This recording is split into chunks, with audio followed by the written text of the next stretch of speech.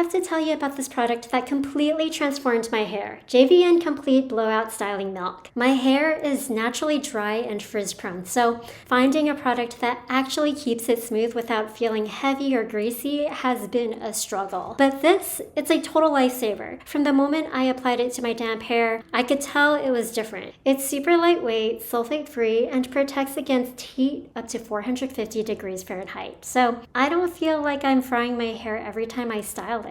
The real test was the blowout. As I dried my hair, it felt silkier than ever, soft, smooth, and completely frizz-free. Even in humidity, my hair stays sleek without that weird stiff and sticky feeling. And can we talk about the scent? It's this gorgeous mix of amber, cashmere musk, and a touch of citrus. Every time I turn my head, I catch a whiff, and it smells like I just walked out of a high-end salon. My hair stayed smooth and styled for 2 whole days. No touch-ups needed. I woke up, ran my fingers through it, and it still looked freshly blown out. If you struggle with frizz or just want your blowout to last, you need to try this. I've linked it in the description box below. Go check it out and let me know what you think.